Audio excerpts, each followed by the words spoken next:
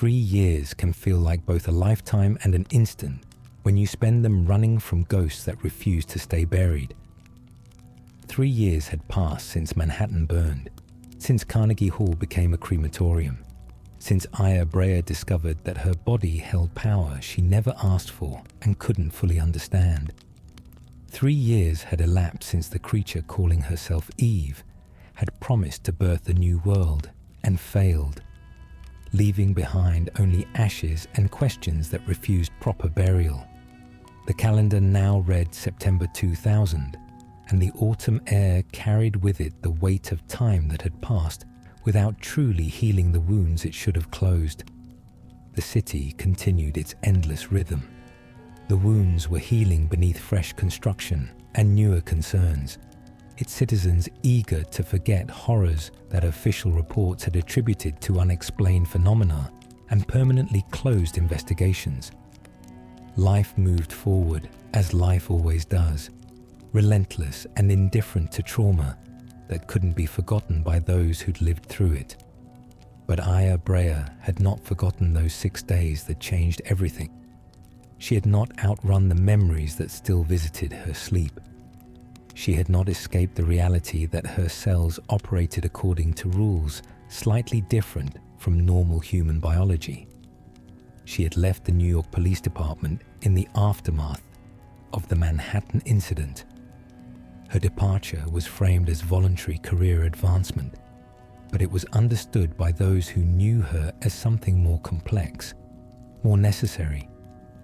The NYPD had given her purpose after childhood tragedy left her orphaned and adrift. But after Carnegie Hall, after discovering abilities that set her apart from her colleagues, continuing felt impossible in ways she couldn't fully articulate. The Federal Bureau of Investigation had been monitoring her since Carnegie Hall. Their interest had been piqued by reports of a police officer who survived when hundreds died, who demonstrated abilities that conventional science couldn't explain. They approached with an offer that was also an acknowledgement of necessity. They offered her a position in a newly formed division, tasked with investigating and suppressing mitochondrial threats that conventional agencies lacked the expertise to confront. The Mitochondrian Investigation and Suppression Team operated in the shadows of federal bureaucracy. Its existence was known to few and acknowledged by fewer still. MIST was small, catastrophically underfunded, and perpetually understaffed. It operated on resources that reflected government skepticism about whether Manhattan's nightmare would recur or remain an isolated aberration. The organization consisted of barely a dozen agents and support personnel scattered across minimal field offices. Each one was tasked with monitoring entire regions for biological threats that most officials preferred pretending didn't exist. It was a place for people like Aya, who stood between ordinary humanity and biological nightmares that shouldn't exist, but somehow did. It was a refuge for those whose experiences had forever separated them from normal law enforcement work. She had accepted the position because the alternatives felt worse. Doing nothing while monsters potentially proliferated felt like betrayal of everyone who died in Manhattan. Beneath the trauma and fear and existential unease about what she'd become, she still believed that protecting people mattered more than her own comfort or psychological well-being. That belief had carried her through the academy, through early years on the force, through the night at Carnegie Hall, when everything she thought she knew proved insufficient. It would have to carry her through whatever came next, through whatever threats emerged from the shadows where science and the horror intersected in ways most people preferred to deny. MIST headquarters occupied a nondescript building in Los Angeles. Its exterior was unremarkable enough to avoid attention from curious civilians or ambitious reporters. Its interior was outfitted with modest equipment that suggested limited federal funding allocated to addressing threats that most government officials sincerely hoped would never materialize. The organization was tiny by federal standards. Just a handful of agents and support staff worked from cramped offices that spoke to budgetary constraints rather than operational importance. Resources reflected uncertainty about whether Manhattan had been a unique incident or the first warning of a larger threat to come. Bureaucratic hesitation manifested as perpetual funding shortfalls and staffing inadequacies that left MIST perpetually scrambling to cover responsibilities that would have overwhelmed organizations 10 times their size. Aya had relocated across the country for this work. She left the familiar geography of New York for the sprawling unfamiliarity of Southern California, trading one coast for another, one set of memories for a fresh start that somehow felt more like exile than opportunity. The distance helped in some ways. It allowed her to exist without constant reminders of what had happened, without seeing Carnegie Hall every time she moved through Manhattan streets. But it also meant losing connections she'd built over years. It meant starting over in a city that felt foreign in fundamental ways that went beyond simple geography. It meant accepting that the person she'd become during the Manhattan crisis couldn't maintain the life she'd built before it. Her colleague, Pierce Carradine, was in his 30s. He possessed an easy smile and casual demeanor that masked genuine competence and careful observation developed through years of federal service. He'd been with MIST since its formation. He had processed countless reports of potential mitochondrial incidents that mostly turned out to be conventional crimes or natural phenomena, misinterpreted by nervous witnesses primed to see threats everywhere after Manhattan's horror had been publicized. He'd developed the kind of dark humor people cultivate when their job involves preparing for horrors that hopefully never materialize. He possessed the gallows wit that kept sanity intact when contemplating biological weapons and cellular betrayal. He treated Aya with friendly professionalism, rather than the awe or unease some people showed when learning what she could do. That normalcy was more welcome than he probably realized. It was the gift of being treated as a colleague rather than a curiosity or weapon. They spent their days maintaining readiness for threats that might emerge anywhere at any time, keeping skills sharp against the day when preparation would matter more than simple routine. The shooting range became familiar territory.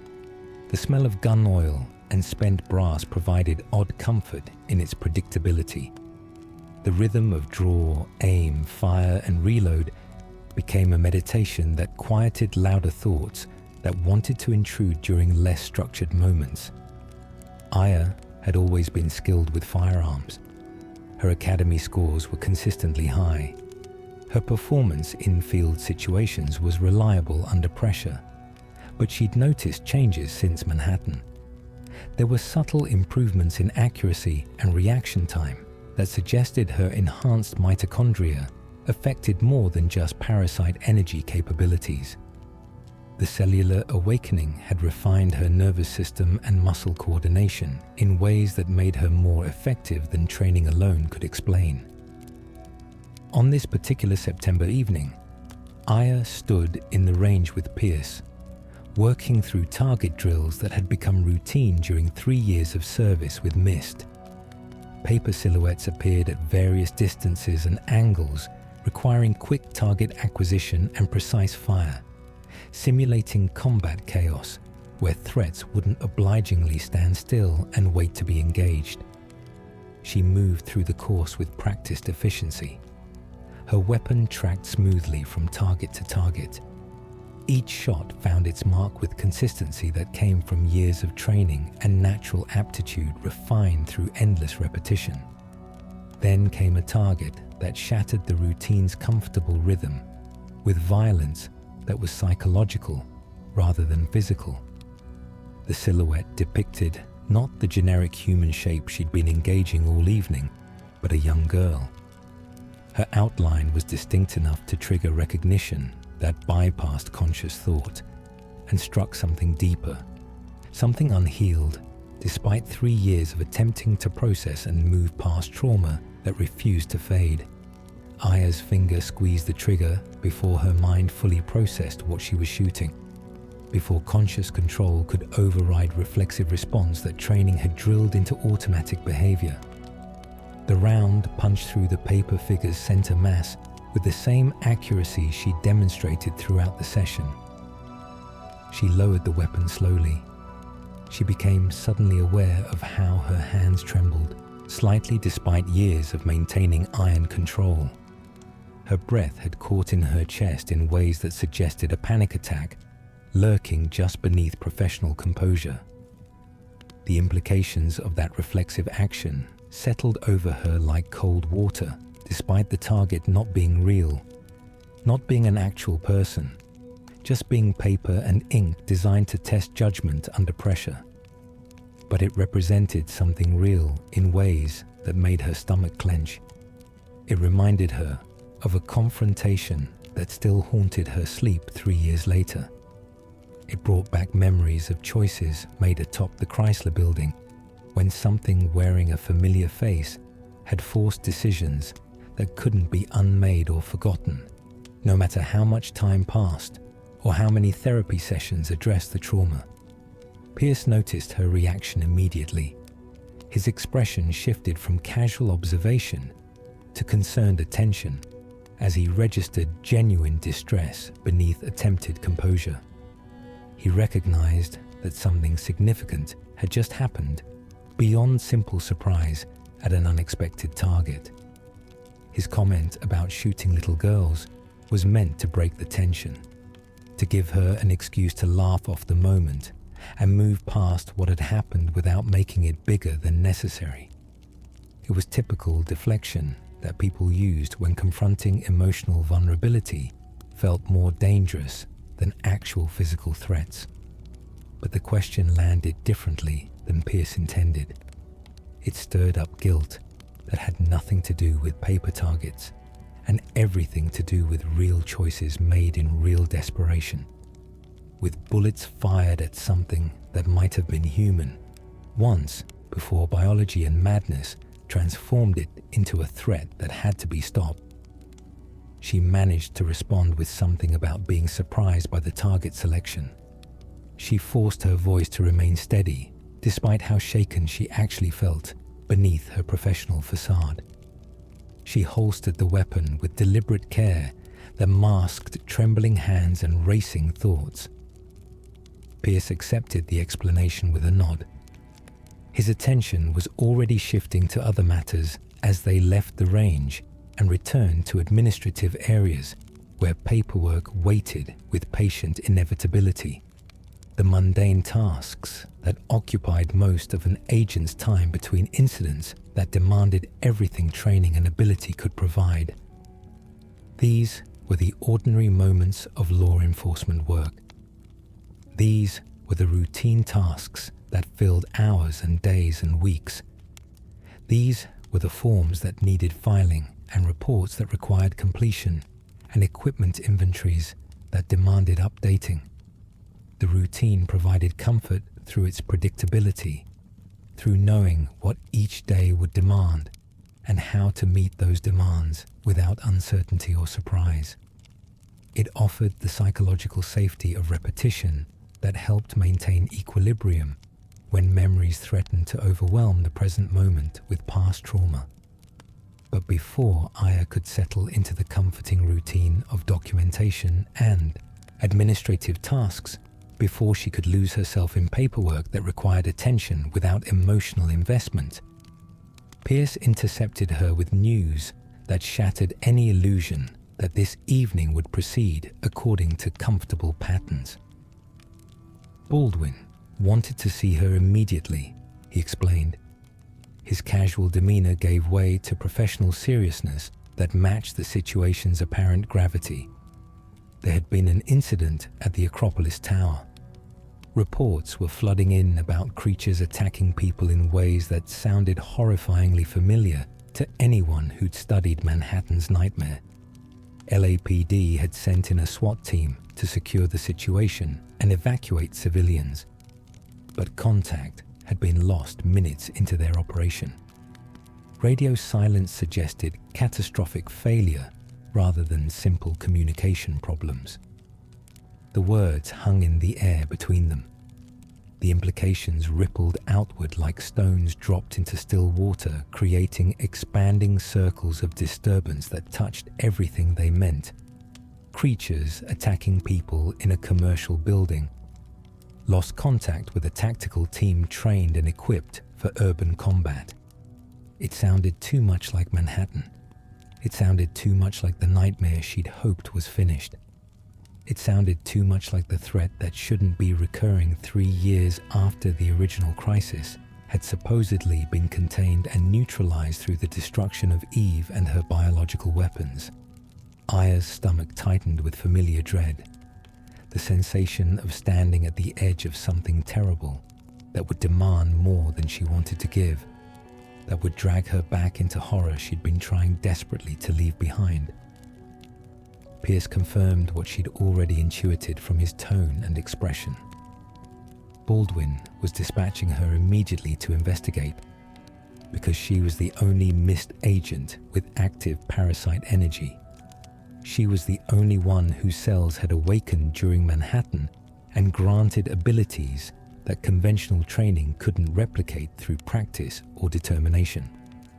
She was uniquely qualified to confront biological threats in ways that normal humans, no matter how skilled or brave or well-equipped, simply couldn't match through training or equipment alone. It was why MIST had recruited her, why she'd relocated across the country, abandoning the life she'd built, why she couldn't escape the shadow of what happened 3 years ago, no matter how far she ran or how hard she tried to build something resembling normal existence. She collected her gear with practiced efficiency, born from years of law enforcement work. She checked her service weapon with automatic movements that required no conscious thought. She ensured adequate ammunition for an engagement whose duration and intensity remained completely unknown. She gathered equipment that might make the difference between survival and becoming another casualty statistic in a file that would be classified and buried.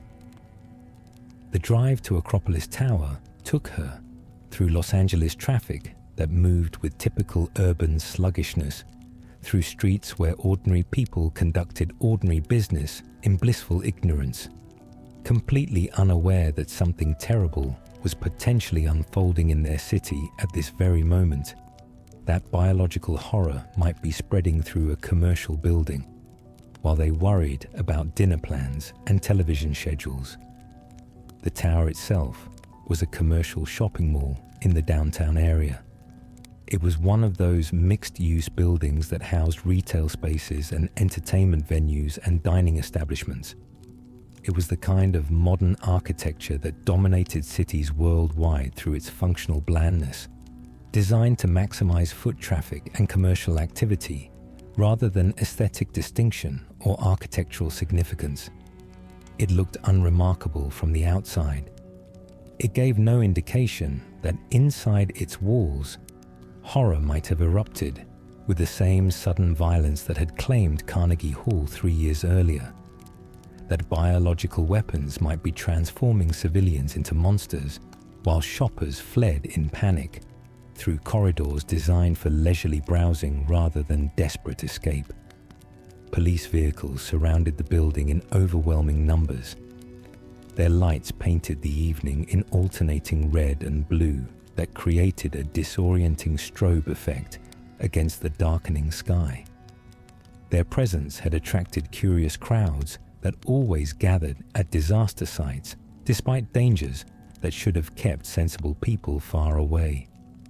Emergency personnel had established a perimeter to keep civilians back while attempting to understand what they were dealing with inside the sealed building. Their confusion was evident in body language and radio chatter that suggested a complete lack of coherent information about the situation they were supposed to be managing. A helicopter lay crashed in the street nearby. Twisted metal and shattered glass suggested violent impact rather than controlled landing. Emergency personnel worked frantically to extract anyone who might have survived the crash, while others documented the scene for investigations that would follow. Aya identified herself to patrol officers manning the cordon. She showed credentials that granted access to scenes others couldn't approach. She made her way toward the building's entrance with grim certainty that what waited inside would be worse than anyone outside currently anticipated, despite the helicopter crash and lost SWAT team providing clear evidence that the situation had deteriorated beyond normal emergency response capabilities. The officer at the main entrance was young and visibly nervous, trying desperately to maintain professional composure despite circumstances that clearly terrified him in ways his training hadn't prepared him to handle. His relief at seeing a federal specialist was almost palpable when she presented her identification. He provided a terse briefing about SWAT's insertion and subsequent loss of contact. He explained that the tactical team had entered approximately 30 minutes earlier with full equipment and clear objectives for securing the building and evacuating trapped civilians. They'd maintained radio contact for perhaps 10 minutes while establishing positions and beginning systematic clearing operations.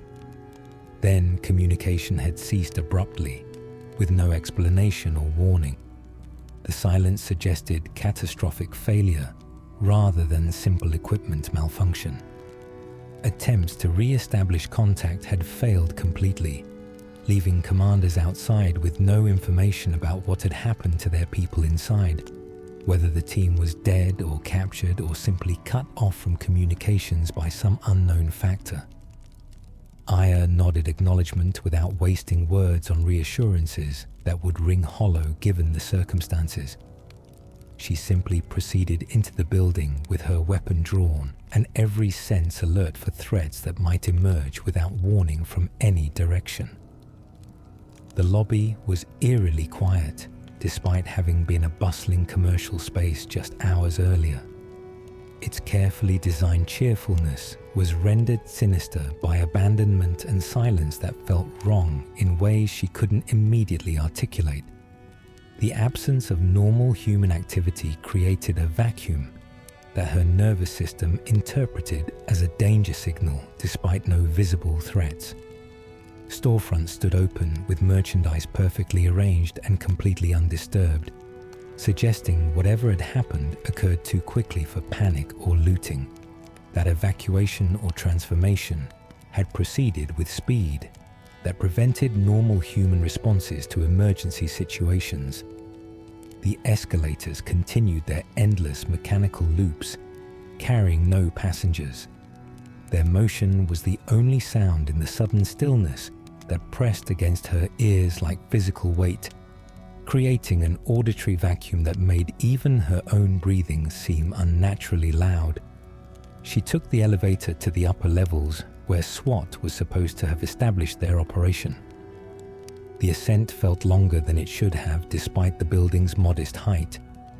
Time stretched in anticipation of what she would find when the doors opened onto whatever horror awaited above.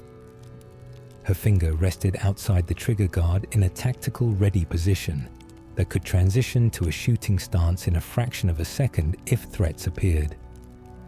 When the elevator finally stopped and the doors slid open with mechanical smoothness that seemed obscene given the circumstances, she emerged into a scene that confirmed her worst fears about what kind of incident this represented. It validated every instinct screaming that this was Manhattan repeating itself rather than isolated criminal activity or conventional terrorism. Bodies lay scattered across the rooftop area in positions suggesting violent deaths. These were SWAT team members who'd entered ahead of her with training and equipment and tactical coordination, who'd encountered something they couldn't handle despite their preparation and capabilities. They lay where they'd fallen, Their tactical gear was torn and bloodied in ways that suggested enormous force applied with savage intent. Their expressions were frozen in final moments that revealed shock and pain, despite all their experience with urban violence. These were trained professionals who'd faced armed suspects and hostage situations and all the violent chaos that accompanied urban law enforcement in a major metropolitan area. These were people who'd seen death and dealt death when necessary for protecting civilians or fellow officers. They hadn't died quickly or easily despite what optimistic people might hope about such situations. They'd fought desperately and failed catastrophically. They'd been overcome by something that rendered conventional weapons and tactics completely inadequate for survival, that had torn through them with efficiency, suggesting either overwhelming force or abilities that transcended normal combat capabilities. Aya moved through the scene with her weapon ready and senses hyper-alert. Training took over in ways that allowed professional focus despite the horror of what she was witnessing, cataloging details with automatic efficiency even while emotional response threatened to interfere with tactical awareness. She found a surviving SWAT officer slumped against a wall near stairwell access. He was wounded but conscious, trying desperately to apply pressure to injuries that looked serious, but possibly survivable if he received medical attention quickly enough to prevent blood loss from becoming fatal. His explanation of what had happened matched her fears, while adding details that made the situation even more horrifying than anticipated. The creatures had looked like normal people at first. He gasped out through pain that made speaking difficult. They appeared to be civilians who needed evacuation rather than threats requiring engagement. But they transformed suddenly and without warning. Their flesh rippled and bones cracked as human forms gave way to biological nightmares that attacked with savage efficiency. Half the team had died before anyone understood what was happening, before tactical responses could be formulated and executed, before anyone realized these weren't people anymore, but monsters wearing human faces until the moment of attack arrived. The rest of the team had tried to fight back once they understood the threat they faced, but conventional weapons barely slowed the creatures down. Rounds struck but didn't produce the incapacitation that similar hits would cause in human targets. The officer had survived only by falling during the chaotic combat and remaining motionless while creatures apparently concluded he was already dead, moving past him to engage living targets that continued fighting rather than wasting effort on a corpse that posed no threat. He'd lain there in a pool of his own blood, listening to his teammates die one by one, hearing screams cut short and weapons fire becoming sporadic before finally ceasing altogether. This left him alone with the dead, wondering whether rescue would arrive before creatures returned to confirm his status. Aya helped him into a more stable position while calling for medical evacuation on her radio. Then she continued deeper into the building, following sounds and signs that suggested threats remained active in other areas, that the massacre of the SWAT team had been a tactical victory for hostile forces rather than the conclusion of combat operations. The cafeteria was where she encountered her first creature personally, rather than simply viewing the aftermath of their violence. She found a woman sitting motionless at a table in a posture suggesting shock or injury or simple paralysis from witnessing horrors that a rational mind couldn't process without fragmenting. She approached cautiously with her weapon ready, but pointed away from the apparent civilian. She used a calm voice to identify herself as a federal agent and offer assistance that any traumatized survivor would desperately need after experiencing whatever had occurred in this building. She reached out to touch the woman's shoulder in a gesture meant to provide reassurance and assess whether medical attention was required, a professional touch intended to establish human connection and begin the process of helping a survivor deal with trauma. The woman fell forward with a sound that was wrong in ways that made Aya's cells suddenly scream a warning, even before her conscious mind understood what was happening. Her body hit the floor with a wet thud that suggested tissue degradation rather than simple unconsciousness. The physics of the fall didn't match expectations for a human body with normal muscle tone and skeletal structure. And then the transformation began in earnest. Flesh rippled and reshaped with horrifying speed. Bones cracked and reformed as the thing that had been pretending to be human revealed its true nature in a process that took only seconds, but felt like hours of witnessing something that violated every law of biology she understood from academy training and subsequent experience. The creature that emerged bore traces of the woman it had been, with enough similarity to be disturbing, enough difference to be completely alien in ways that bypassed rational thought and triggered instinctive revulsion. It attacked immediately without hesitation or apparent conscious decision. It was driven by hunger or programming or simple hostility that required no complex motivation to explain its violent intent toward anything human that crossed its path. Aya's training took over before conscious thought could interfere. Muscle memory responded with automatic efficiency that came from endless hours of practice. Her weapon fired with precision that came from years of range time and street experience.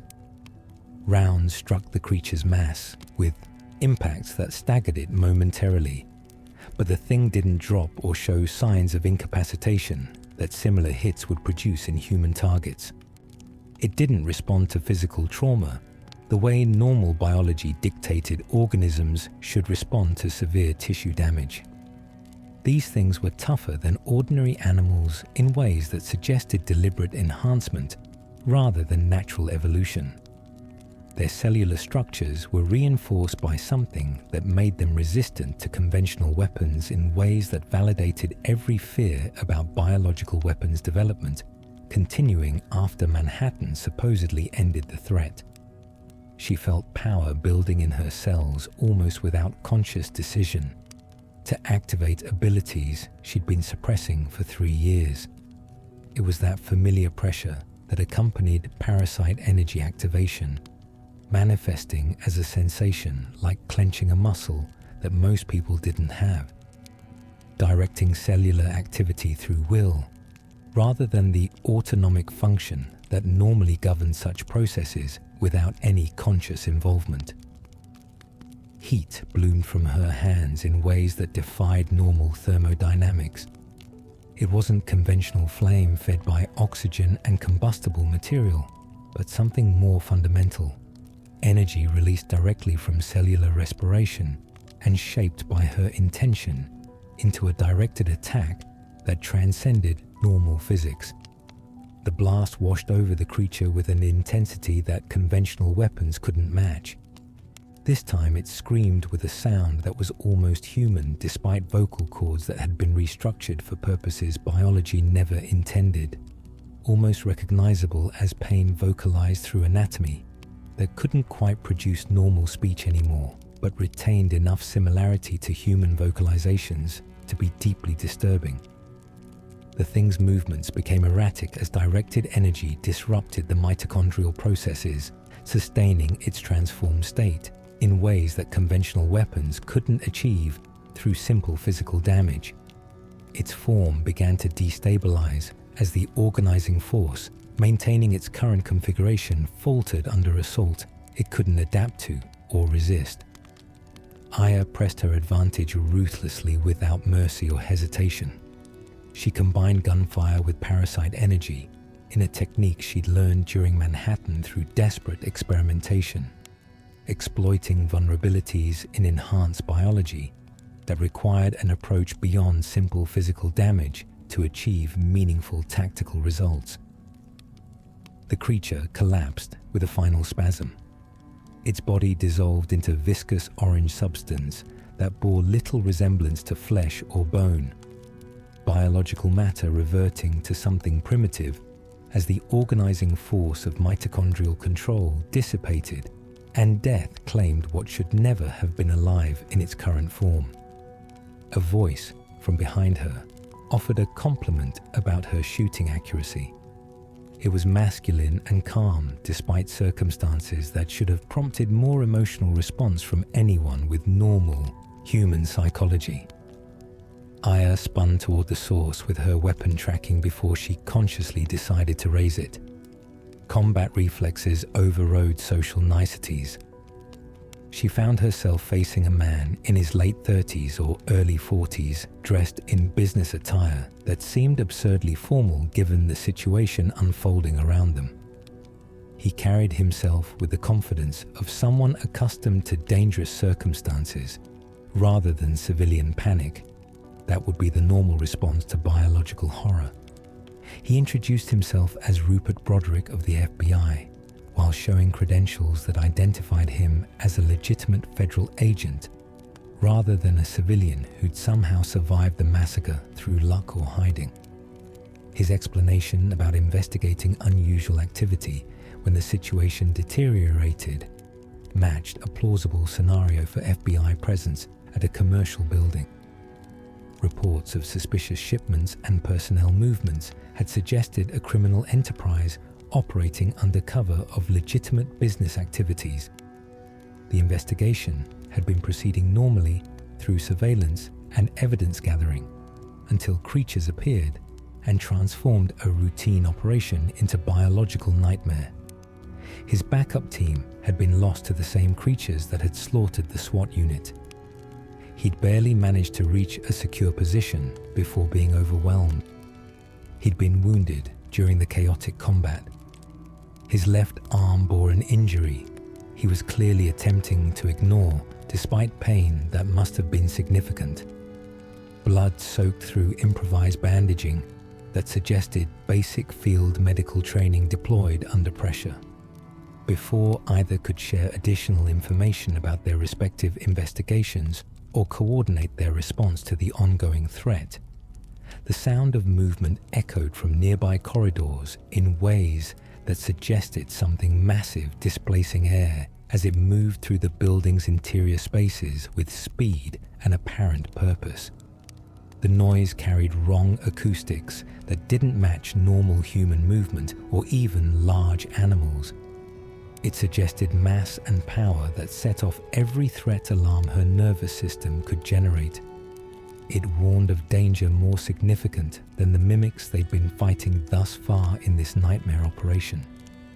What emerged from the chapel area was humanoid in basic structure, but wrong in every other way. It represented fundamental violations of normal human proportions and movement patterns that made her cells scream recognition even before her conscious mind fully processed the implications of what she was seeing. It stood easily 7 feet tall, with musculature that bulged grotesquely. Its proportions were distorted in ways that suggested something other than normal human development, wearing tactical gear that had been modified specifically to accommodate enhanced physiology that regular equipment couldn't contain. It moved with controlled precision rather than animal instinct or mindless aggression. It demonstrated problem-solving capabilities that suggested genuine intelligence operating behind those eyes rather than mere biological programming driving its actions. When it spoke, its voice carried strange harmonics that made Aya uncomfortable in ways she couldn't immediately explain. She felt an awareness that this thing represented something unprecedented in her experience, despite everything she'd encountered during the Manhattan incident and subsequent 3 years of missed operations. The words themselves were almost conversational despite the circumstances, studying her with interest that felt clinical rather than hostile in an immediate sense, as though she was a specimen to be examined rather than a threat requiring immediate elimination through overwhelming violence. The thing identified itself as number 9, and explained its role in tonight's operation with a casual tone, suggesting complete confidence in its position, despite being confronted by armed federal agents. It declared that the mimics had served their intended function of eliminating SWAT teams and buying time for whatever larger plan was proceeding according to schedule. Now the operation needed to conclude before complications arose from extended federal presence, before the situation escalated beyond parameters that planners had established for acceptable risk and exposure. Rupert attempted to intervene by raising his weapon toward the clear threat, but Number 9 moved with impossible speed that transcended normal human capabilities. It closed the distance before shots could be effectively aimed and executed, striking with surgical precision that sent Rupert flying backward into a wall with an impact that left him crumpled and stunned, though apparently not immediately dead. The enhanced soldier turned its attention back to Aya, with an expression that combined calculation and what might have been amusement, as though it found the situation entertaining in ways she couldn't understand or appreciate given the circumstances. Before Aya could respond with words or weapons, before she could demand explanations about the organization and purposes behind tonight's horror, Number 9 moved again with that same inhuman speed that defied normal physics. It vaulted through a nearby window with acrobatic precision that carried it onto the rooftop and toward whatever exit it had prepared for exactly this kind of tactical extraction. Aya wanted to pursue immediately, despite tactical doctrine suggesting she should secure the wounded agent and establish a safe perimeter before attempting to engage an enhanced opponent in pursuit through unknown terrain. But Rupert needed attention more urgently than revenge required satisfaction. His injuries were potentially serious, despite his insistence through gasps of pain that he remained functional enough to continue operations. She helped him into a more stable position against structural support that wouldn't collapse if he lost consciousness. She ensured his wounds weren't immediately life-threatening based on basic medical assessment that all federal agents received during training. She called for backup and medical evacuation on the emergency radio that connected her to local law enforcement coordinating outside the building. Then she pursued Number 9's path toward the rooftop, despite knowing she was probably too late to prevent whatever escape he'd planned. She followed the tactical imperative to gather intelligence about threats, even when actual interdiction wasn't feasible given available resources and the tactical situation. The rooftop proved to be a staging area for something more complex than a simple creature outbreak or random biological terrorism. Evidence of careful preparation suggested a planned operation rather than a spontaneous incident or opportunistic attack exploiting security vulnerabilities. Explosive charges were visible, positioned throughout rooftop infrastructure with military precision. Wiring suggested remote detonation capability that could bring down significant portions of the building and eliminate evidence of whatever had really happened here tonight, destroying forensic material that investigations would need for understanding the threat and identifying responsible parties. Number 9 waited near the roof's edge, standing beside a motorcycle that seemed absurdly out of place given the circumstances. His posture suggested victory already achieved, regardless of what happened in the remaining minutes before extraction concluded, according to the timeline he'd established. His declaration about bombs being set and the tower prepared for demolition came with a tone suggesting satisfaction about tactical success. He presented Aya with an impossible choice between pursuing him or saving survivors, forcing her to choose between gathering intelligence about the larger threat and protecting immediate lives that would be lost if the building collapsed, while people remained inside seeking shelter from creatures still prowling the lower levels. The impossible choice was exactly the kind of tactical nightmare that turned good outcomes into merely less catastrophic ones. It was a moral dilemma that had no right answer, only different degrees of failure depending on which priority she selected under pressure that precluded careful analysis or consultation with superiors who might share responsibility for the decision. Before she could formulate a response based on training and experience, a helicopter appeared above the rooftop. Its rotors created wind that scattered debris and made verbal communication difficult. It was an LAPD rescue unit responding to emergency calls that had been flooding their dispatch system since SWAT lost contact. Number 9 smiled behind his mask in a gesture she could sense more than see through tactical gear obscuring his features. He mounted his motorcycle with movements suggesting complete confidence in the escape plan he'd prepared. He accelerated toward the roof's edge with speed that suggested either a death wish or absolute certainty about what would happen next. The motorcycle launched off the building in an arc that should have resulted in catastrophic impact with the street far below, falling through space in a way that made Aya think for one impossible moment that she'd just witnessed suicide, despite everything suggesting this creature was too calculating for such a simple end to tonight's operations. Then a parachute deployed with precision, suggesting an automated system rather than manual activation. A controlled descent carried rider and vehicle toward ground level, and the escape that had been planned from the beginning with multiple contingencies. It was a demonstration that tonight's entire operation had been choreographed with precision, that spoke to professional expertise and careful preparation, extending far beyond what an individual operative could achieve working alone without significant organizational support. The helicopter settled onto the rooftop, with urgency communicated through frantic gestures from the crew.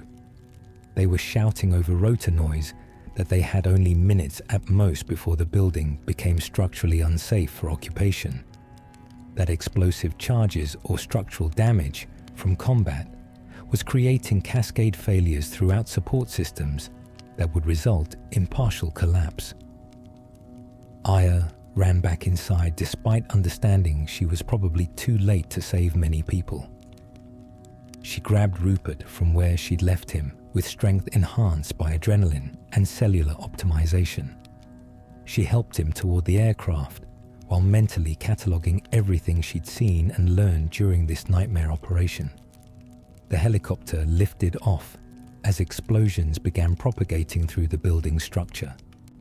Controlled demolitions brought down specific sections in cascading failure that looked almost beautiful from an aerial perspective. The destruction was choreographed with precision that spoke to professional demolition expertise rather than a simple terrorist attack or crude attempt at evidence destruction. They watched the tower fall from a safe distance. They observed emergency services responding to a disaster that would dominate news cycles for days to come. They watched survivors emerging from surrounding buildings where they'd taken shelter during the chaos. Civilians whose lives had been disrupted by horror they couldn't begin to understand. The official story would inevitably call this a terrorist attack when media coverage began. It would attribute deaths to bombing rather than creatures that shouldn't exist according to consensus reality. It would suppress details about biological weapons that might cause public panic if the truth became widely known through investigative journalism or leaked documents. MIST would conduct a classified investigation, attempting to trace Number 9 and understand what organization created these mimics and deployed them against a civilian target. But that work would proceed in shadows, while the public narrative focused on conventional terrorism and appropriate emotional responses to tragedy that fit existing frameworks. Back at MIST headquarters, hours later, after exhaustion and paperwork had consumed the evening that should have been routine firearms qualification, Aya debriefed with Baldwin in his office. She provided a detailed account of everything she'd witnessed and fought during an operation that had transformed from investigation into combat operation without adequate preparation or resources. The commander listened with the focused attention of someone who understood the implications immediately. His expression grew steadily grimmer as she described the Mimic's capabilities and Number 9's enhanced abilities and the suggestion of a larger organization behind an attack that seemed designed to accomplish specific goals beyond simple destruction or terror. Baldwin pulled up photographs on the computer screen when she finished her verbal report. He showed small metallic objects that technicians had recovered from creatures she'd killed during building clearing operations. The implants were embedded in tissue in ways suggesting surgical insertion rather than natural growth. The technology was sophisticated beyond what a typical terrorist organization or criminal enterprise would possess through normal channels. It suggested funding and expertise that went beyond what MIST had been assuming about potential threats in the post-Manhattan environment. But there was something particularly interesting about trace materials found in the implants beyond their sophisticated design and precise manufacturing. They contained desert sand with mineral composition, specific to a very particular geographical area. It was a unique signature that geologists could match to a source region with high confidence. It was forensic evidence that might provide a crucial lead about where these creatures had been created, or at minimum, where the technology had been developed before deployment in Los Angeles. Baldwin pulled up maps with regions highlighted. He indicated a location in the Mojave Desert, where sand composition matched the implants recovered from tower creatures with geological precision. The area centered on a small town called Dryfield. Its population was under 100 permanent residents. It was completely isolated from major transportation corridors or significant infrastructure. It was exactly the kind of forgotten location where clandestine operations could proceed without attracting unwanted attention from authorities or curious civilians. MIST had received scattered reports of unusual activity in that area over the past several months. It was a pattern of oddities that individually seemed insignificant, but collectively suggested something worth investigating. Animals had been behaving strangely in ways that didn't match normal behavioral patterns documented by wildlife biologists.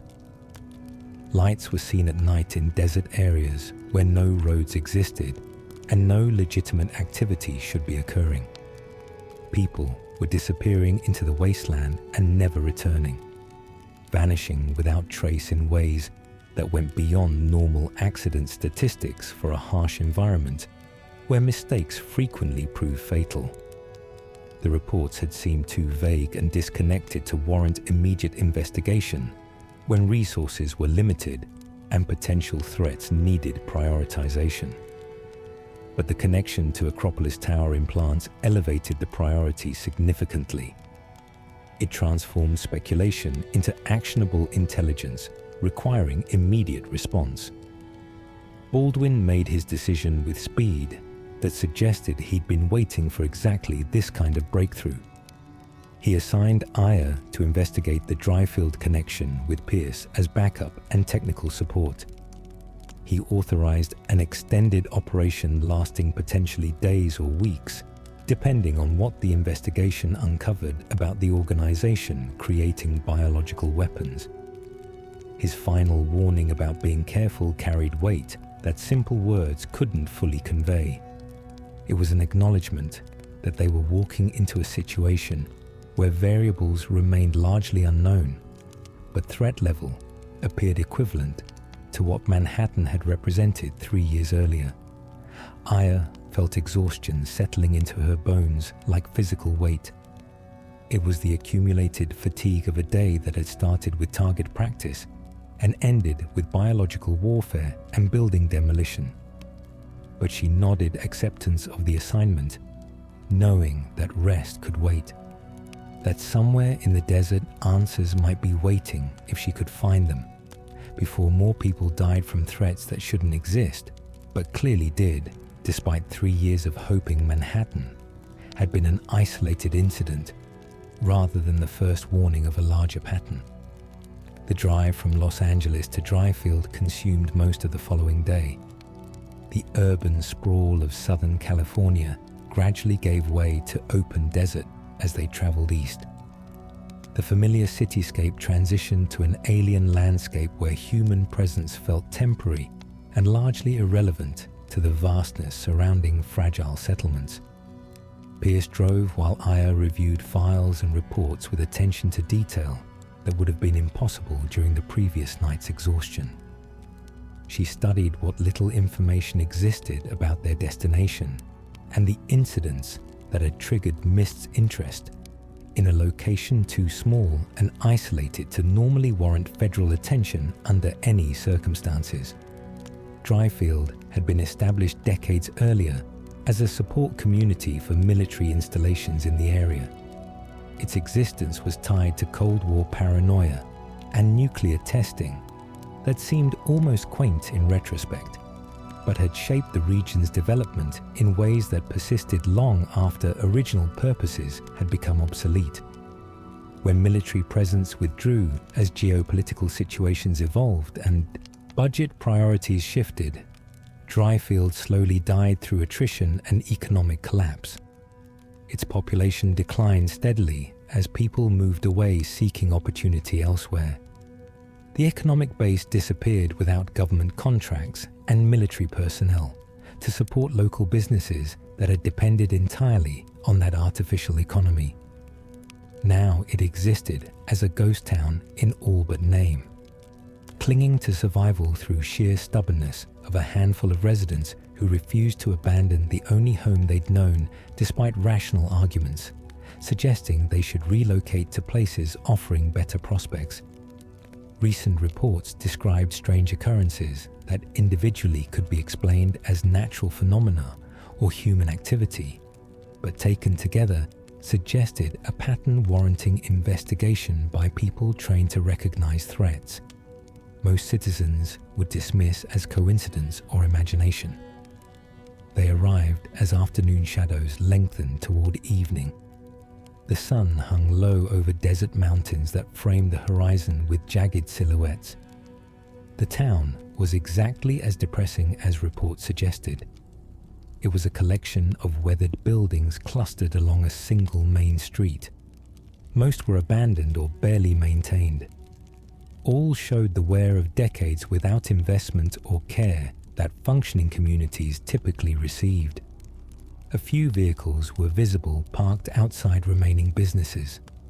These were pickup trucks and SUVs that looked as worn as the buildings beside them, suggesting whoever remained in Dryfield wasn't prospering from their stubborn refusal to accept the reality of their town's terminal decline.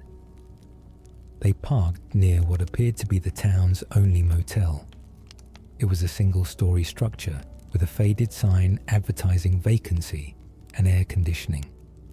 Both claims were probably accurate, since tourists didn't exactly flood into Dryfield seeking entertainment or cultural experiences unavailable elsewhere. The office was occupied by a middle-aged proprietor who studied them with the wary interest that isolated communities often showed strangers whose purposes remained unclear, and possibly threatening to the fragile equilibrium such places maintain through collective agreement to avoid asking too many questions about anyone's business. Registration proceeded without attempts to conceal their federal status.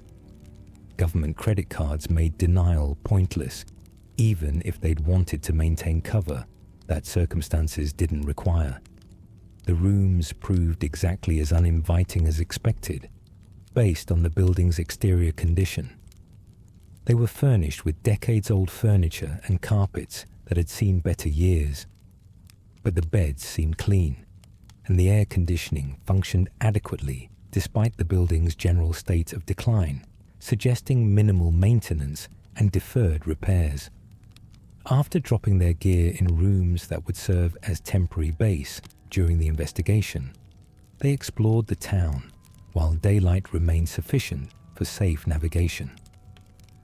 They observed with the professional attention to detail that law enforcement training cultivated through years of noting patterns and assessing environments for threats that might not be immediately obvious to untrained civilians. Dryfield offered little to see beyond evidence of slow decay. A handful of businesses were still operating to serve the needs of the tiny remaining population.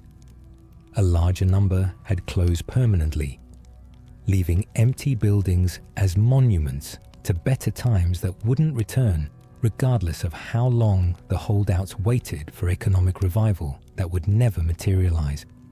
The few residents they encountered watched them with suspicion that went beyond normal wariness of strangers. It suggested locals recognized federal agents despite civilian clothing and wondered what investigation had brought them to a town that nobody cared about anymore, that had been dying slowly for decades without attracting official attention from any government level. Nobody approached to ask questions or offer information. They maintained careful distance that spoke to either hostility toward government presence or fear of becoming involved in matters they'd rather avoid for reasons relating to their own activities or simple desire to remain invisible to authorities. As darkness fell and they returned toward the motel for rest before beginning formal investigation tomorrow, a sound drew Aya's attention with urgency that bypassed conscious thought and triggered combat reflexes developed through years of law enforcement work in dangerous environments. The noise was harsh screeching that didn't match any animal she recognized from either urban or rural environments. The vocalization suggested biology that operated according to different principles than normal mammalian or reptilian anatomy. They were growing progressively louder in ways that indicated whatever made these sounds was approaching the town, rather than simply passing through the surrounding desert on migration or hunting patterns. Creatures burst from desert darkness into the illumination provided by the town's minimal street lighting. They moved with unnatural speed across terrain that should have slowed biological organisms to more manageable velocities. Their forms were vaguely reptilian in ways that suggested deliberate design, rather than natural evolution shaped by environmental pressures over millennia. These things looked adapted specifically for desert environment with scaled skin that would protect against heat and sand. Their bodies were built for rapid movement across open ground. Pack behavior suggested coordination beyond simple animal instinct. They were heading directly toward the town with focus that indicated either a specific target or general aggression toward human presence detected through senses normal animals didn't possess. Gunfire erupted from the direction of the town's water tower before Aya could fully process her threat assessment and formulate an appropriate tactical response. Someone was already engaging the creatures with a weapon that sounded professional grade rather than a civilian hunting rifle. The accuracy and discipline suggested military or law enforcement background, rather than a panicked civilian firing wildly at approaching threats. The shooter was positioned on the water tower's elevated platform, using the height advantage for better fields of fire while creating distance that forced creatures to close a significant gap before reaching melee range, where their apparent physical advantages would become decisive factors in combat outcome. Aya and Pierce moved toward the sound of combat without discussion or coordination, beyond what years of working together had created through shared experience. Their weapons were ready and tactical awareness elevated to maximum alertness. They found themselves joining a fight already in progress between an unknown shooter and creatures that numbered at least a dozen individuals moving with disturbing coordination that suggested either pack intelligence or external control directing their movements. The battle was intense but brief. Combined firepower from 3 trained shooters proved sufficient to drive back the pack, despite the creature's enhanced durability and aggressive tactics. Several were killed outright, while the remainder retreated into desert darkness. Rather than pressing their attack against resistance they apparently hadn't anticipated encountering. Bodies of killed creatures dissolved into orange substance that Aya recognized immediately from Manhattan and Akropolis Tower. It was biological matter reverting to a primitive state when organizing mitochondrial control failed and death claimed enhanced organisms. It was forensic evidence that would disappear before proper analysis could be conducted, but it confirmed these things shared common origin with threats she'd encountered previously. The dissolution was rapid and complete, leaving no physical remains that could be preserved for laboratory study. It left only residual biomass that would be indistinguishable from ordinary organic decomposition within hours of exposure to the desert environment. The man who'd been the initial target descended from the water tower with movements suggesting comfort in harsh environments and familiarity with tactical situations. He was a tall and capable-looking individual in his early 30s, dressed in practical clothing that balanced desert survival needs with mobility requirements for potential combat. He carried his weapon with casual competence that spoke to extensive experience. He introduced himself as Kyle Madigan with easy confidence that circumstances hadn't shaken, despite having just fought for his life against biological weapons that shouldn't exist according to consensus reality. His explanation about being a private investigator from Los Angeles conducting a job for a client interested in unusual activity raised immediate suspicions about his presence being coincidental rather than connected to whatever had drawn Mist's attention to this location. The refusal to share details due to confidentiality agreements was standard evasion that could indicate legitimate professional ethics or convenient excuse for avoiding questions about his true employer and actual objectives in an area where federal agents were conducting investigation. His knowledge seemed extensive for an independent contractor working a private case.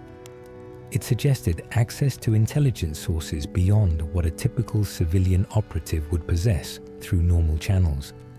It made Aya increasingly suspicious about his true allegiances and whether his mysterious employer might be connected to the threats they were investigating. Before suspicions could be explored through additional questioning, a middle-aged man emerged from one of the remaining businesses carrying a large caliber rifle that suggested he'd anticipated needing serious firepower at some point. He added his presence to the aftermath of combat that had just concluded in Dryfield's main street. A German shepherd accompanied him with alertness, suggesting training for security or detection work. Both studied the newcomers with a combination of gratitude for assistance and wariness about federal presence in a town that locals probably preferred remaining forgotten by official authorities. The man introduced himself as Gary Douglas. He explained he ran the garage and what passed for a bar in this dying community. He identified the dog as Flint, with a tone suggesting genuine affection, beneath the gruff exterior cultivated through years of desert survival. His establishment became an informal debriefing location, where they spent the next hour while Gary provided information about the town's recent history and escalating strange occurrences that had transformed from isolated curiosities into a pattern suggesting organized threat operating in the area. The strange occurrences had been escalating over the past 6 months, according to Gary's careful observation and documentation. They started with minor oddities that could be dismissed individually, but were building toward tonight's direct attack in ways that suggested a pattern of increasing boldness or desperation from whatever organization was operating nearby. Animals were behaving erratically in ways that didn't match documented behavioral patterns, migrating through areas they normally avoided, or attacking humans without provocation that would typically trigger such aggression. Livestock was disappearing from pens that should have been secure, found later, if at all, with injuries suggesting predation by something larger and more aggressive than native wildlife. Lights appeared at night in desert locations where no roads existed and no legitimate activity should be occurring. They moved with regularity that suggested vehicles or machinery rather than natural phenomena or atmospheric effects. Sounds of construction or industrial activity were audible on quiet nights when wind carried noise from directions when no known facilities existed, according to official records or local knowledge. People were disappearing into the desert and never returning, vanishing without trace in ways that exceeded normal accident statistics for an environment where mistakes frequently prove fatal through dehydration or exposure, or encounters with dangerous wildlife. Gary pulled out a hand-drawn map showing locations where strange occurrences had been concentrated. These were areas where lights had been observed and sounds had originated, and missing people had last been seen before disappearing into the wasteland. One location appeared with notable frequency on his documentation. It was an old mining complex northeast of town that had been abandoned for decades after silver deposits were exhausted and economic viability collapsed. The complex featured extensive tunnel networks that 19th century operations had created during boom years. The infrastructure had been left in place when mining ceased because removal costs exceeded any salvage value for deteriorating equipment and unstable passages. But there had been activity at the old mine recently, according to multiple witnesses who'd observed from safe distances. Lights were visible at night near the entrance. Sounds of vehicles or machinery suggested operations that official records didn't document or authorize. Deliveries were arriving at odd hours. Trucks were coming and going with regularity, suggesting a systematic supply chain rather than occasional maintenance visits. Security was preventing locals from investigating too closely. Armed personnel were discouraging curiosity through implicit threats that made asking questions about activities seem dangerous to personal safety and community peace. The pattern Gary described matched exactly what federal investigators would expect if a clandestine organization was operating a biological weapons development facility in an isolated location. They would use abandoned infrastructure to conceal activities, while the minimal local population provided both cover story about occasional legitimate activity and a source of potential test subjects who could disappear without triggering extensive investigations. The mining complex represented the perfect location for such operations. It was remote enough to avoid casual observation. It was connected to existing infrastructure that could be repurposed. It was surrounded by desert that would dispose of evidence through natural processes. Kyle Madigan contributed his own observations during the conversation. He shared information he'd gathered during his investigation, while maintaining careful boundaries around details he claimed confidentiality prevented him from revealing. He added pieces to the puzzle that confirmed rather than contradicted Gary's account, but he also raised additional questions about how much he actually knew and why his mysterious employer had sent him to investigate the same location that Mist had identified as a potential threat. His knowledge seemed far too extensive for a private investigator working an independent contract. It suggested access to intelligence sources that implied either government connections or a well-funded private organization with capabilities approaching what federal agencies could deploy. They eventually returned to the motel as night deepened, and exhaustion from the long day and sudden combat demanded rest that couldn't be postponed indefinitely regardless of operational urgency. Aya tried to sleep, but rest came fitfully, as it often did when operational stress activated fight or flight responses that refused to quiet, even when her conscious mind recognized no immediate threats existed in the current environment. Her thoughts circled endlessly around what they'd learned and what still remained unknown. Patterns were emerging from information that suggested tomorrow's reconnaissance would confirm their worst suspicions about what was operating in those abandoned mine tunnels. Morning arrived, with a desert sunrise painting the sky in shades of orange and red that looked beautiful in ways that felt disconnected from the horrors the previous night had revealed, and tomorrow would likely expose more fully. Aya and Pierce prepared for the reconnaissance mission with the thoroughness that comes from understanding mistakes in such operations frequently proved fatal. They gathered equipment and reviewed maps Gary had provided. They planned an approach that would allow observation of the mining complex without immediately revealing their presence to whatever security might be protecting the location from casual investigation or official inspection. Kyle appeared as they were loading their vehicle with gear. He expressed interest in accompanying their reconnaissance operation with reasoning that his client would want him present for any discoveries that might be made. It was an argument that had logical merit, even if underlying motivations remained frustratingly unclear. Aya remained deeply skeptical about his true allegiances and whether allowing him to observe federal investigation represented a security risk. But she recognized that an additional person with demonstrated combat experience could prove useful if the situation deteriorated into a firefight.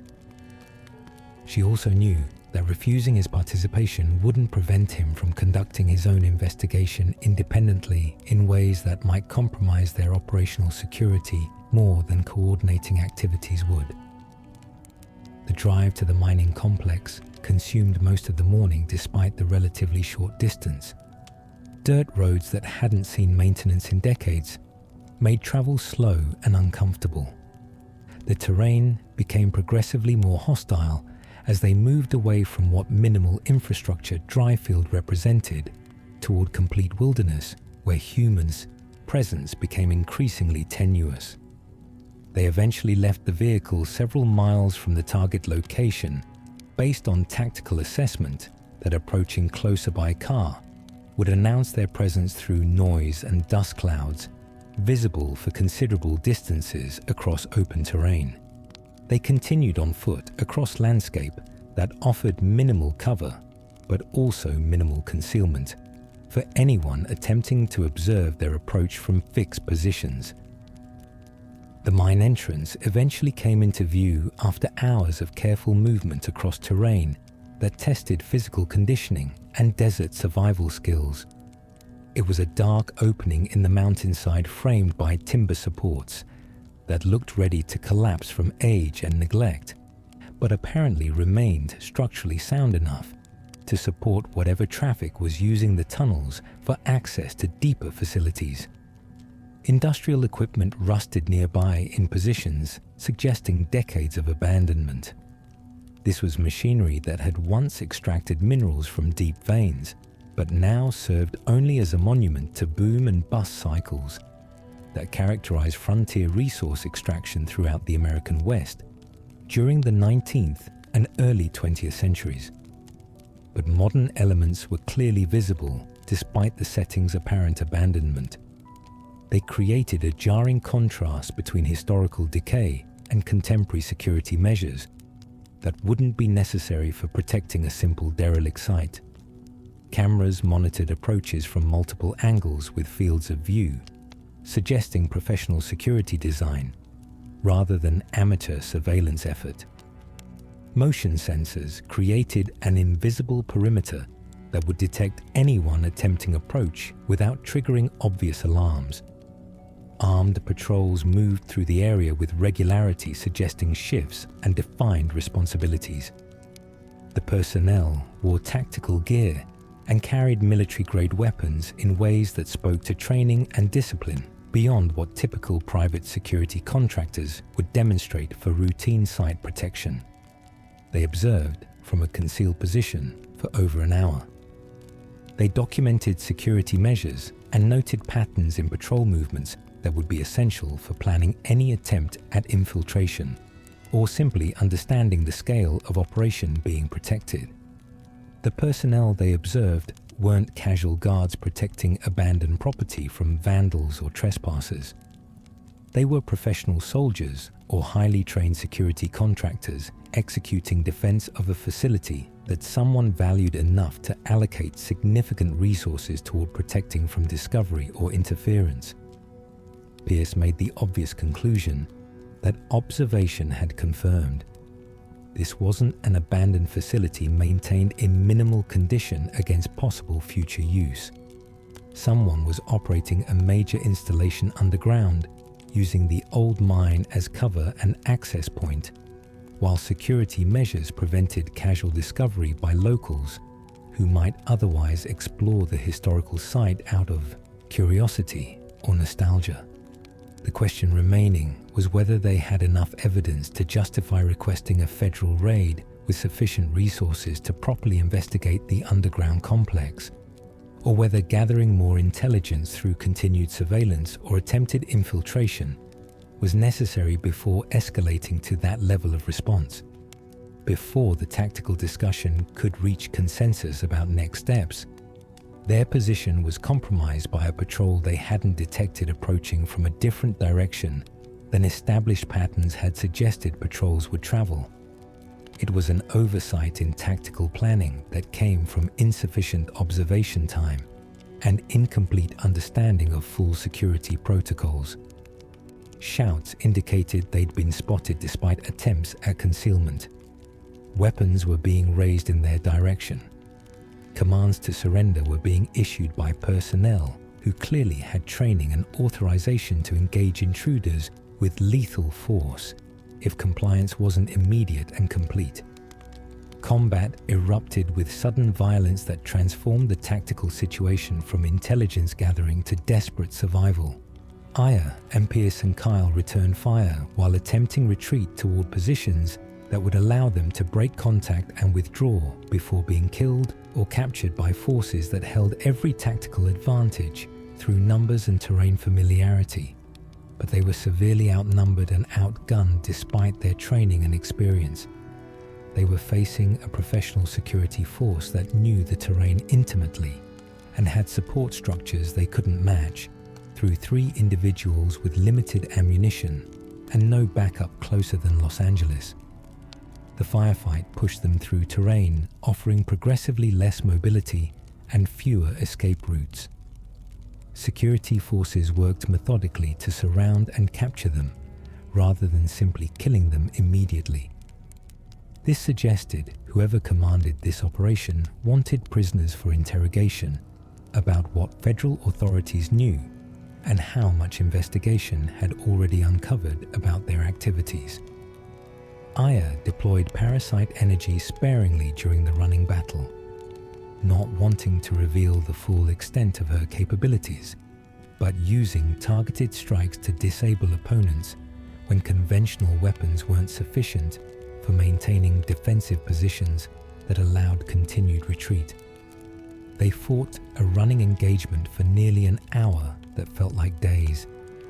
They exhausted ammunition reserves and physical stamina, while the situation became increasingly desperate as security forces methodically closed escape routes and tightened the perimeter around their position with professional coordination that spoke to extensive training and clear command structure.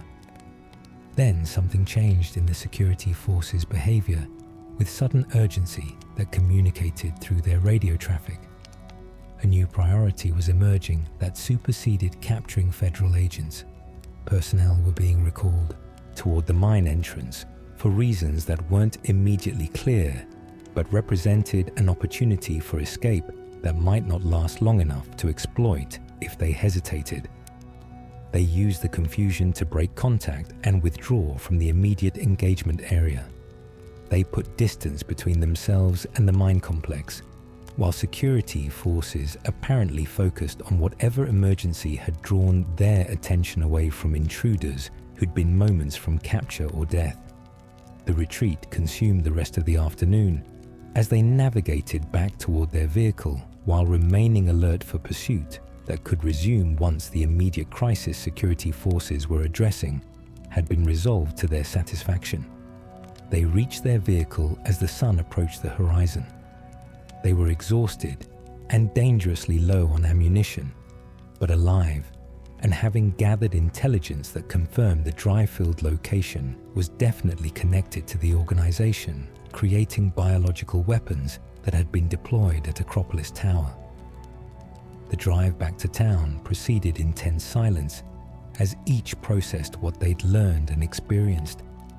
They were aware that tonight's narrow escape would likely prompt increased security measures that would make future reconnaissance attempts significantly more dangerous, if not completely impossible, without resources far exceeding what MIST could deploy for covert operations. Gary was waiting when they returned to Dryfield. His expression showed he'd anticipated their investigation might have encountered difficulties based on his own experience with how hostile forces responded to anyone showing too much interest in mining complex activities. His observation that they'd found something important enough to fight over was a statement rather than a question. It was based entirely on their appearance and demeanor, suggesting combat rather than simple surveillance had defined the afternoon's operations. Aya confirmed they needed to contact MIST headquarters immediately. They needed to arrange for a significant federal response to whatever was operating in those tunnels, because this was far beyond what a small covert team could handle through investigation alone. Proper address of the threat would require resources and legal authorities that only a major interagency operation could provide. But before they could proceed with secure communications to Baldwin and begin the process of requesting reinforcements, alarm bells began ringing throughout Dryfield with urgency that indicated immediate threat rather than test or drill. Gary moved quickly toward the windows to observe what sensors were detecting. He explained that he'd established a warning system to alert remaining residents about approaching dangers after previous incidents had demonstrated threats could emerge from the desert without warning. His assessment, based on how many sensors were triggering simultaneously, suggested something massive was approaching the town. It was a threat, larger and more dangerous than the pack of desert creatures they'd fought the previous night. The creature that emerged from desert darkness into the town's inadequate lighting was unlike anything Aya had encountered during the Manhattan incident or Akropolis Tower investigation. It forced immediate reassessment of threat parameters and available response options. It was enormous by any reasonable standard, easily 10 feet tall and proportionally massive. It was humanoid in basic structure, but covered in what appeared to be armored plates that looked more like mineral deposits than biological tissue. This suggested either extreme environmental adaptation or deliberate enhancement beyond what normal evolutionary processes would produce. Its hands glowed with heat that made the surrounding air shimmer visibly even at distance. Temperatures radiating from its body were high enough to ignite dry vegetation it passed near during its approach toward the town's water tower. Kyle identified it as a burner, with a tone suggesting he'd encountered similar creatures previously, or at minimum had received briefings about their capabilities. He provided a tactical assessment about the extreme danger posed by this ANMC variant, specifically designed for generating and projecting devastating temperatures that would make physical contact immediately fatal and proximity increasingly dangerous as exposure duration extended. His advice about not allowing contact and targeting joints where armor plates met represented sound tactical doctrine for engaging a heavily armored opponent. Though implementing such precision shooting against a mobile target while managing heat exposure would test even an experienced marksman's capabilities. The burner moved with deliberate purpose toward the water tower, as though drawn specifically to moisture or simply targeting the town's most visible structure.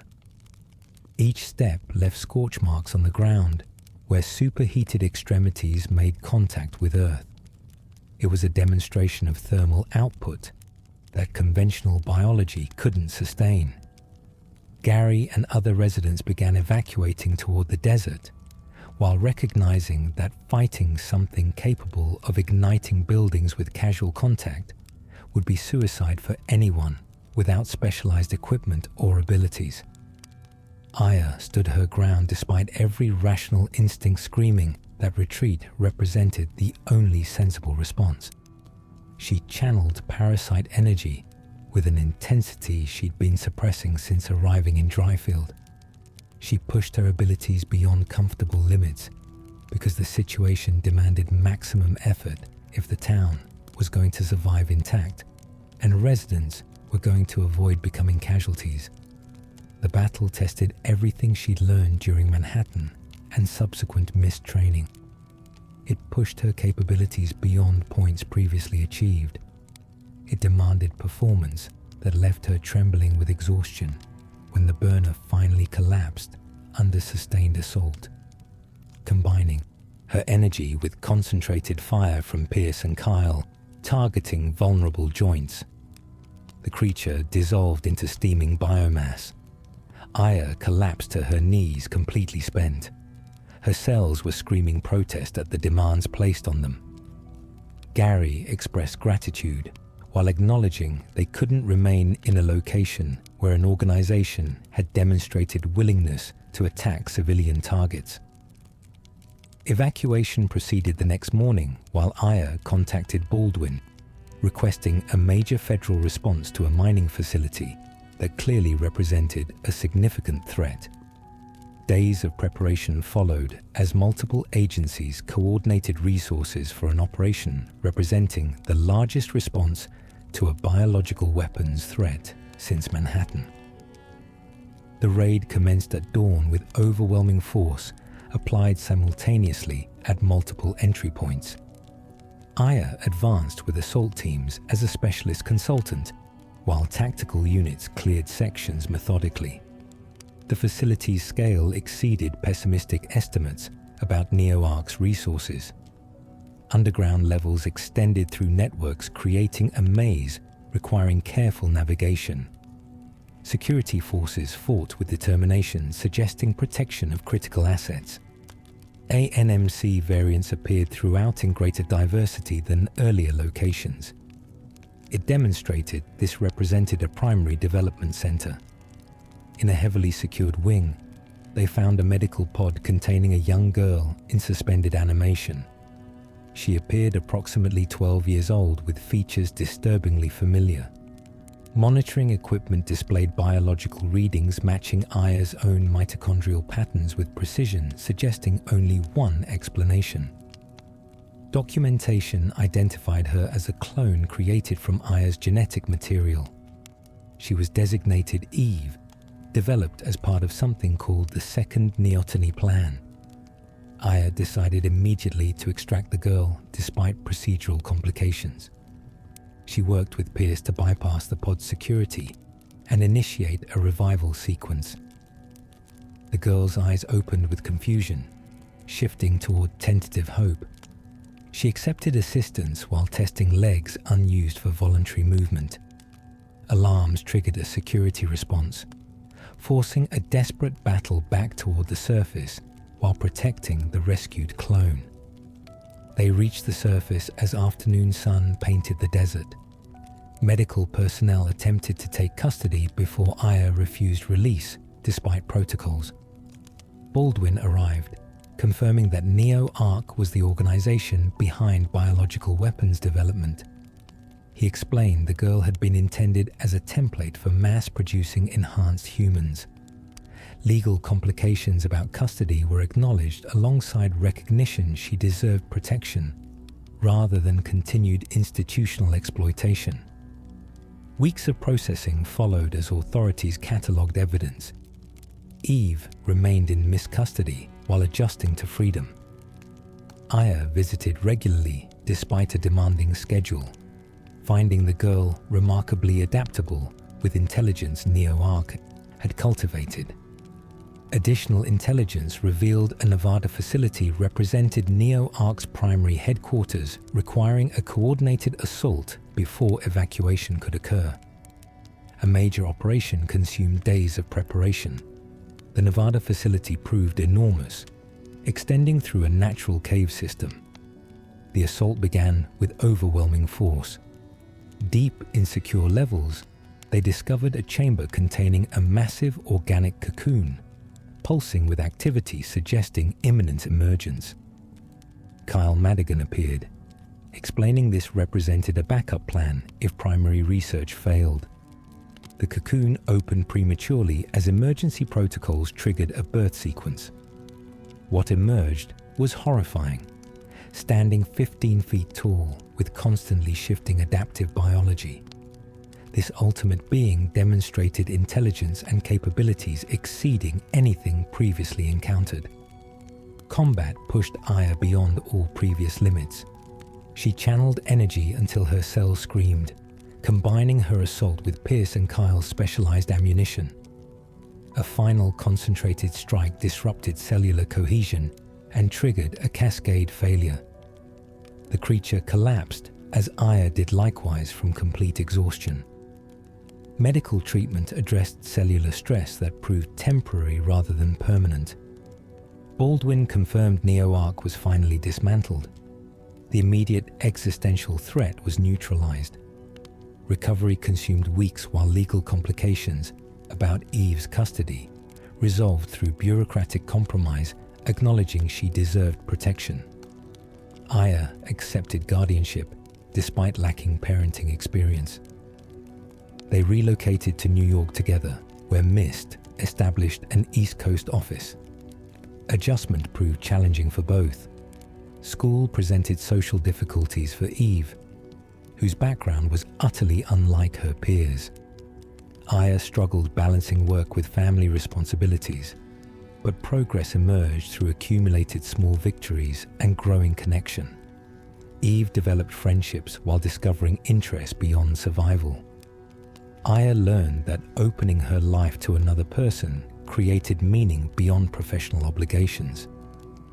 Months later, the elderly researcher Kunihiko Maeda visited. He explained Aya's mitochondria continued evolving since Manhattan, in patterns suggesting ongoing development. Eve's design biology showed even greater potential, requiring instruction about managing capabilities safely. After consideration, they accepted his offer for training that proved valuable in providing conscious control where instinct had previously guided abilities. Life settled into sustainable patterns. Eve developed into a person distinct from what her creators intended. Aya discovered family provided purpose beyond work. On quiet evenings in their Manhattan apartment, they existed in shared space they'd created, bound by genetics and trauma and choice, learning to be family despite unconventional origins. But a final chapter awaited. Intelligence detected unusual activity in Nevada, suggesting a secondary facility deeper underground with thermal signatures indicating major biological development. Baldwin requested Aya investigate before whatever was developing could be activated. Despite wanting to prioritize stability, she accepted the mission, understanding failure might cause catastrophe. The insertion mission proceeded through a concealed ventilation shaft. They emerged into an active facility despite supposed abandonment. Deep underground, they found laboratories with a massive cocoon significantly larger than Nevada's previous ultimate being. A countdown indicated hours before emergence. Before disruption plans could be formulated, alarms triggered a security response, forcing combat through corridors. The path required passing the chamber where the cocoon was completing development. Emergence began prematurely. What emerged made the previous ultimate being seem manageable. It stood over 20 feet tall with adaptive biology responding to stimuli with terrifying speed. Conventional weapons proved inadequate against a threat demonstrating intelligence in threat assessment and tactical awareness. Aya channeled energy beyond any previous limit. She accepted that defeat demanded everything possible and more than biology should sustain. Kyle appeared with sophisticated equipment, deploying weapons disrupting mitochondrial processes.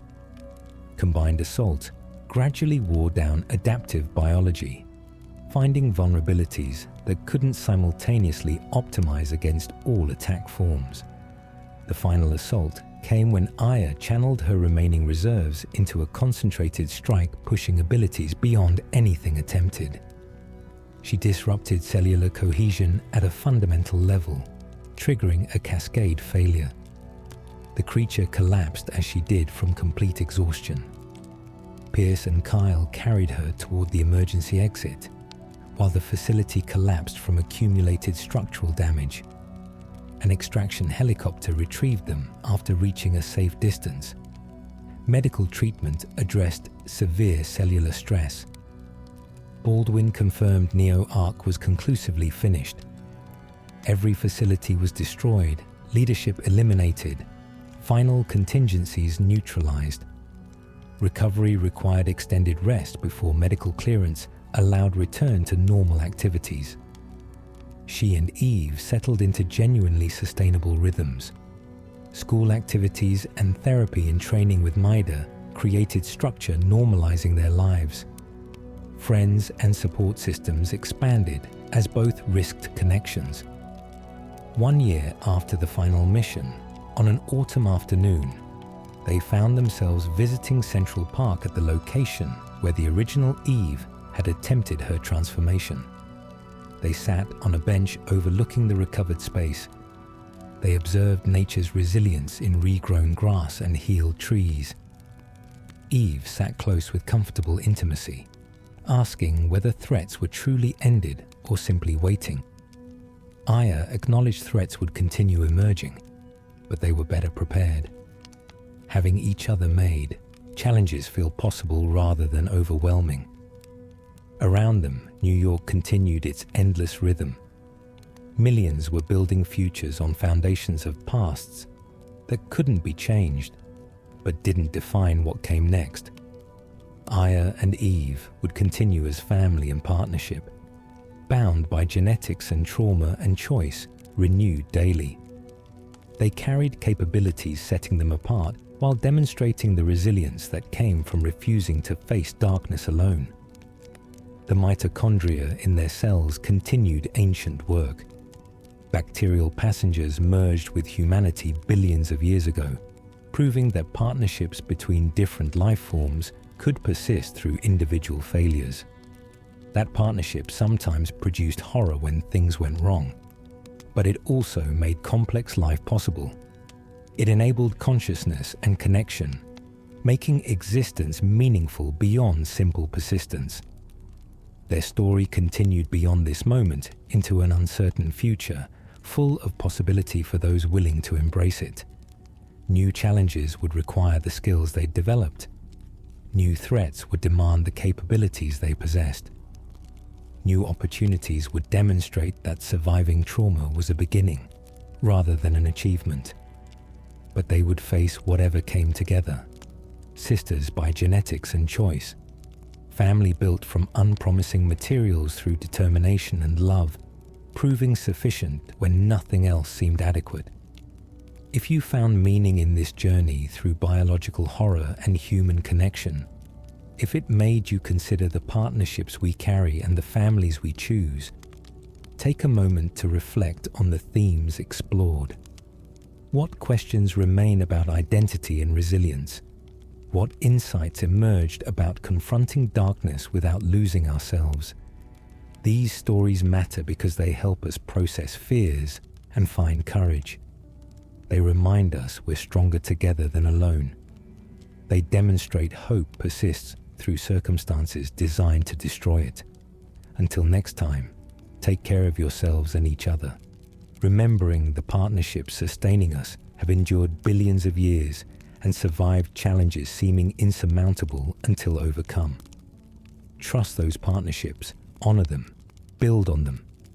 That's how survival becomes living, existence becomes meaning, and horror transforms into hope, carrying us forward together. If this exploration resonated with you, consider leaving your thoughts in the comments below. Share your own reflections on what family means, how we define identity when our very cells hold secrets we never chose, and whether the bonds we forge through shared struggle matter more than the circumstances of our creation. And if you'd like to journey through more forgotten corners of gaming lore, consider subscribing to join me for the next story waiting to be told.